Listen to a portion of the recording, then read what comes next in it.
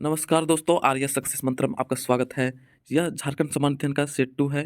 अगर आप सेट 1 नहीं देखे हैं तो आप डिस्क्रिप्शन में जाकर लिंक दिया हुआ है, वहाँ से आप जाकर देख सकते हैं। मैं एक झारखंड समान अध्ययन का एक सीरीज़ चला रहा हूँ जिसमें हर एक सेट में 20 क्वेश्चन रहता है और 20 क्वेश्चन हमें बहुत ही इम्पोर्टेंट होता है और ये एग्ज़ाम में इससे क्वेश्चन रहेगा ही। झारखंड के जितने भी एग्ज़ाम हैं, जेपीएससी, जेएसएससी के जितने एग्ज़ाम हैं, उत्पाद पुलिस, सचिवालय, वनरक्षी, तो ये सभी एग्ज़ाम के लिए बहुत ही महत्वपूर्ण क्वेश्चन मैं लेकर आता हूँ। आप इसको 2-3 बार वीडियो को अगर देखिएगा तो 100% है आपको सारे क्वेश्चन याद हो जाएँगे और आपका एग्ज़ाम में कोई भी प्रश्न नहीं छूटेगा। तो चलिए शुरू करते हैं आज का सेशन। तो चलिए शुरू करते हैं आज का सेशन। इसमें 20 प्रश्न होगा। तो सेट 2 देखते हैं पहला क्वेश्चन क्या है। तो पहला क्वेश्चन है, छोटा नागपुर संथाल परगना आदिवासी सभा 1938 के संस्थापक कौन थे? छोटा नागपुर संथाल परगना आदिवासी सभा 1938 का संस्थापक कौन था? तो थियोडोर सुरीन।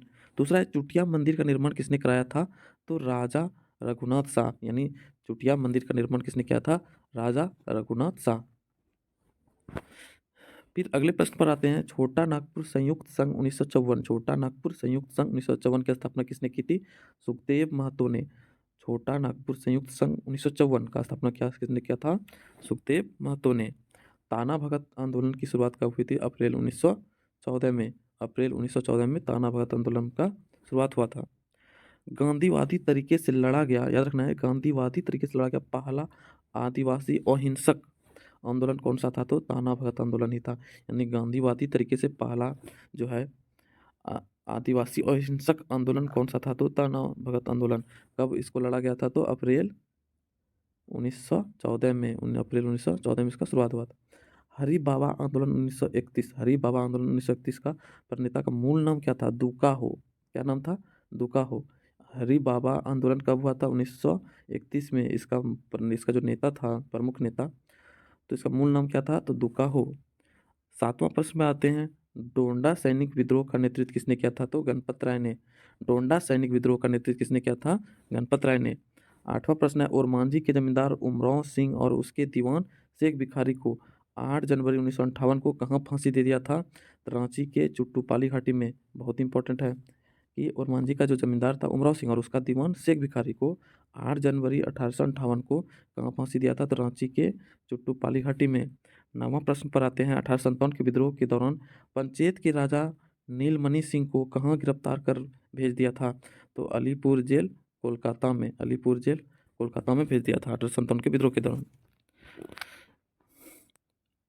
10वां प्रश्न, 1857 ईस्वी की क्रांति में संपूर्ण सिंहभूम क्षेत्र में क्रांतिकारियों के प्रमुख नेता कौन था? तो राजा अर्जुन सिंह। राजा अर्जुन सिंह प्रमुख नेता था 1857 की क्रांति में संपूर्ण सिंहभूम क्षेत्र में। 11वां प्रश्न है 11वां प्रश्न है, परमवीर चक्र से सम्मानित अल्बर्ट एक्का सेना के किस ब्रिगेड से संबंधित है? Brigade of guards. Albert Ekka सेना का कौन सा ब्रिगेड से संबंधित है? तो ब्रिगेड ऑफ गार्ड्स। 12वां प्रश्न है, बिहार के मुगल सूबेदार इतिकाद खान ने पलामू के चेरो वंश शासक प्रताप राय के विरुद्ध आक्रमण और संधि कब की थी? तो 1643-44 में। 1643-44 में क्या था? 13वां प्रश्न है, दक्षिण पश्चिम सीमांत एजेंसी के प्रथम, बहुत इंपॉर्टेंट क्वेश्चन है, दक्षिण पश्चिम सीमांत एजेंसी के प्रथम एजेंट कौन थे? Captain Wilkinson. Captain Wilkinson. Jharkhand क्षेत्र का पहला नागरिक प्रशासक कौन था? तो इसका भी आंसर होगा कैप्टन विल्किंसन। भूमिज विद्रोह का नेतृत्व किसने किया था? गंगा नारायण सिंह ने। भूमिज विद्रोह का नेतृत्व किसने किया था? गंगा नारायण सिंह ने। 1660 ईस्वी में बिहार के किस मुगल सूबेदार ने पलामू किले पर आक्रमण कर उसे जीत लिया था? दाऊद खां। 1660 ईस्वी में बिहार के किस मुगल सूबेदार ने पलामू किले पर आक्रमण करके जीत लिया था? तो दाऊद खां ने। अगला प्रश्न है, भूमिज विद्रोह कहाँ हुआ था? तो सिंहभूम मानभूम में। सिंहभूम मानभूम में हुआ था। भूमिज विद्रोह का नायक कौन था? तो गंगा नारायण सिंह। और ये किसका पुत्र था? तो लक्ष्मण सिंह का। भूमिज विद्रोह का नायक गंगा नारायण सिंह किसका पुत्र था? लक्ष्मण सिंह का। गोंड जाति द्वारा की जाने वाली स्थानांतरित किसी को क्या कहता है? दीपाया बेवार। बहुत इंपॉर्टेंट प्रश्न है, गोंड जाति द्वारा स्थानांतरित किसी की जाती है, उसका क्या नाम है? दीपाया बेवार। लास्ट प्रश्न है, करमाली जनजाति किस नदी को पवित्र मानते हैं?